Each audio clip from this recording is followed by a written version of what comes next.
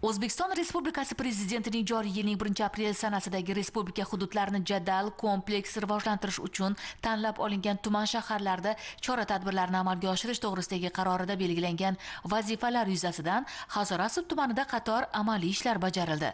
Xususan, jadal kompleks rivojlantirish belgilangan tumanda joriy yilga mo'ljallangan iqtisodiy o'sish, ishsizlik va kambag'allikni qisqartirish bo'yicha maqsadli ko'rsatkichlar belgilangan. Xususan, sanoatni, xizmatlar sohasini rivojlantirish, qurilishni, qishloq xo'jaligini rivojlantirish, yashil tamoyil va yondashuvlarni joriy etish kichik dasturlari ishlab chiqilgan.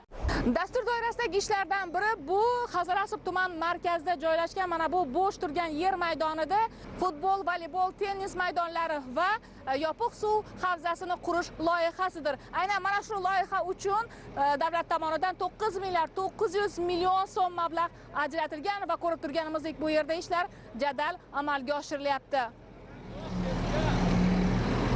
Prezidentimizning 132-sonli qarori chiqqan. Bu o'sha respublika hududlarini jadal rivojlantirish kompleksi bo'yicha shu qarori bizani Hazorasp tumanimizga ham tushgan.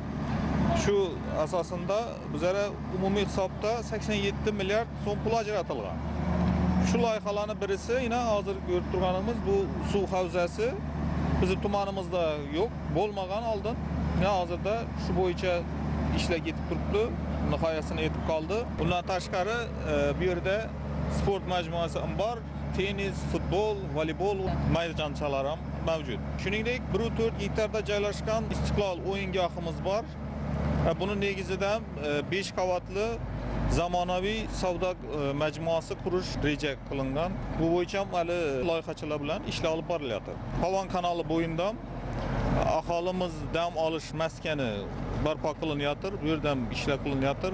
Asosan o'sha yoz mavsumina mo'ljallangan sayr qilish, yashil hudud, bunda maksimal darajada tabiatga zarar yetkazmasdan o'sha yashil hududni saqlab qolish va uni ko'paytirishga ko'proq urg'u berilgan. Shuningdek, dasturga asosan tumandagi 3000 yillik tarixga ega Sulayman qal'a majmuasida hududni obodonlashtirish hamda eski binoni qayta qurish va sayyohlik markaziga aylantirish belgilangan. Hozirda bu yerda piyodalar yo'lakchalari qurildi, tungi chiroqlar, o'rindiqlar barpo etildi. Hali reja bo'yicha bu yerda favvoralar bo'ladi, workout maydonchasi tashkil etiladi va boshqa ishlar nazarda tutilgan. Muhtaram Prezident 132-sonli qarorlarına asasen Hazorasp tumani jadal kompleks rivojlantirish dasturiga tushgan bo'lib, dastur bo'yicha hozirgi kunda qurilish ishlari olib borilmoqda.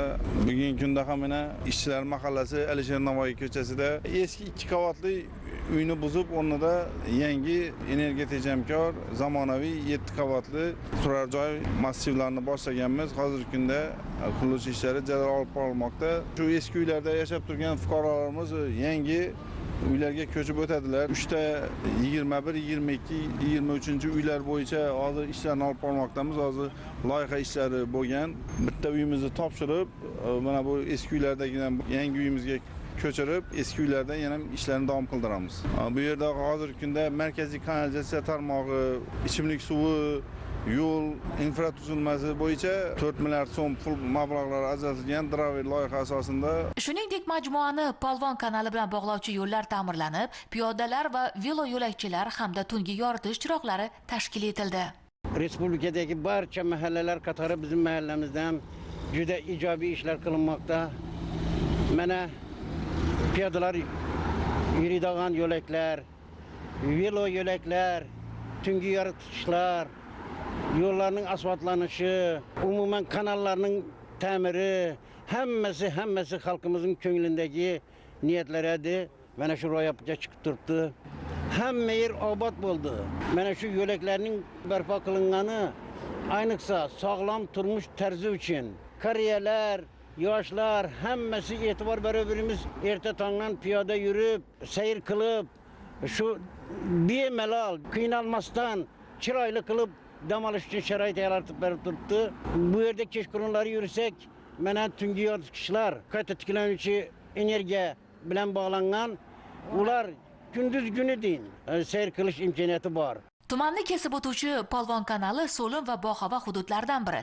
Endilikda bu yerda aholi dam olishi va cho'milishi uchun sohil bo'yi maskani tashkil etish, piyodalar va velo yo'lakchalar barpo etish, temir panjaralar, tungi chiroqlar o'rnatish, xullas, aleya maydoni yaratish borasida ish qizg'in davom etyapti. Xususan bunda 8 ta mahallada ichki yo'llarni ta'mirlash, piyodalar yo'lakchalari tashkil etish, tungi chiroqlar o'rnatish, ichimlik suv tarmoqlarini qurish ishlari amalga oshirilyapti.